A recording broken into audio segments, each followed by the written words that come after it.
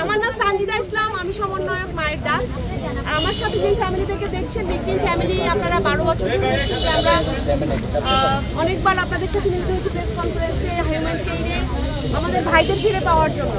দেশ আমরা দ্বিতীয়বার স্বাধীন হয়েছে, কিন্তু গত 5 দিনেও কিন্তু আমরা 3 জন মানুষ বের হয়ে এসছে সিক্রেট ডিটেনশন সেল থেকে, কিন্তু আমরা আমাদের ভাইদেরকে ফেরত পাইনি। আমরা জানতে চাই আমাদের ভাইদের কি হয়েছে।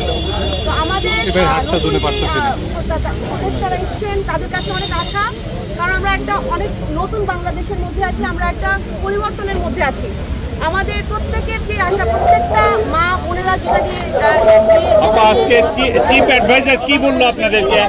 আমাদের 3টা দাবি ছিল, 3টা কথা ছিল, যেন যারা এই অপরাধ করেছে জিয়াউল হাসানের মতো তাদেরকে অ্যারেস্ট করা হোক 24 আওয়ার্সের মধ্যে, তাদেরকে জিজ্ঞাসাবাদ করে গুমের ঘটনাগুলোর সত্যটা আমাদের পরিবারের কাছে অফিসিয়ালি দেওয়া হোক, এবং প্রত্যেকটা আয়নাঘরের মতো যে গুম করা হয়েছে বন্দী তাদেরকে মুক্ত করে দেওয়া হোক, স্বজনদের কাছে যেন তাদেরকে ফিরিয়ে দেওয়া হয়, এবং প্রত্যেকটা কেসকে, প্রত্যেকটা ঘটনার যেন বিচারের আওতায় আনা হয়। এই 3টা আমাদের প্রধান দাবি ছিল। তিনি আমাদের কথা শুনেছেন এবং তিনি আমাদেরকে ইনশাআল্লাহ বলেছেন যে আশা রাখতে, এবং তিনি এই পদক্ষেপগুলো নিচ্ছেন। এরকম গুমের শিকার হওয়া কতজনের তালিকা আপনারা দিয়েছেন? বা আমাদের 2009 থেকে 2022-23 পর্যন্ত তো অনেক গুম হয়েছে। আপনারা জানেন যে লিস্টেড কেস ছিল 750-এর উপরে। তার মধ্যে কিছু মানুষকে ইন্ট্রোডিউস করা হয়েছে, কিছু মানুষ আপনারা দেখেন ফেরত এসেছিল, মারুফজামান ভাই, এক্স অ্যাম্বাসেডার, তারপরে মোবাইল নামান ভাইয়া, তারপরে আপনারা দেখছেন সালাউদ্দিন সাহেবের ছেলে মোবাইল। গত কিছুদিনের মধ্যে ব্যারিস্টার আরমান ভাই এসেছেন, তারপরে এরকম আরো 3 জন। তো এই যারা এসছেন ফেরত, তাদের কাছ থেকে আমরা জানতে পারি কি অবর্ণনীয় দুর্ভোগে তারা ছিলেন, কিরকম এই সিক্রেট ডিটেনশন সেলের কি টর্চার সহ্য করেছেন, এবং তাদের কাছ থেকেই আমরা খুশি যে জানতে পারি যে আরো মানুষ আছে। সেই মানুষগুলোকে আমরা জীবিত ফ্যামিলির কাছে ফেরত চাই। তারা বেঁচে আছে কিনা, তারা বেঁচে নাই সেটাও আমরা জানতে চাই। জিয়াউল হাসানের মতো যেই অফিসার, যে কমান্ডিং অফিসারগুলো ছিল, সবাইকে অ্যারেস্ট করা হোক 24 আওয়ার্সের মধ্যে, বিচারের আওতায় আনা হোক, জিজ্ঞাসাবাদ করা হোক, জনসম্মুখে তাদের অফিসিয়ালি করা হোক যে এই তাদের সাথে কি করা হয়েছে। কি বললেন?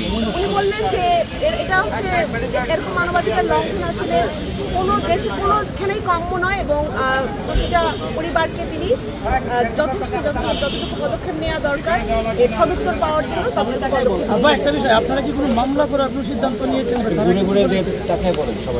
আমাদের অ্যারেস্ট করার পরে, হ্যাঁ অবশ্যই এটা একটা অনেক বড় মানবাধিকার লঙ্ঘন।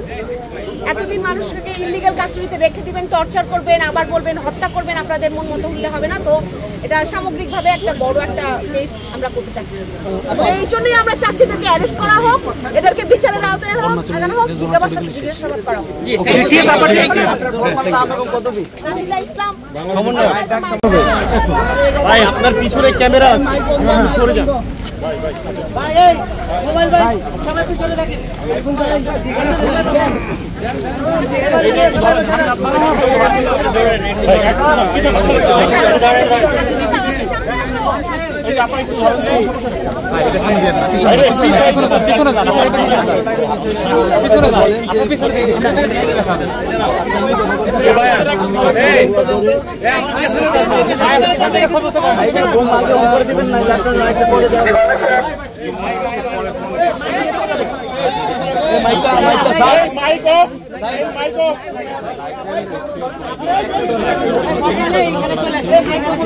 আজকে আপনারা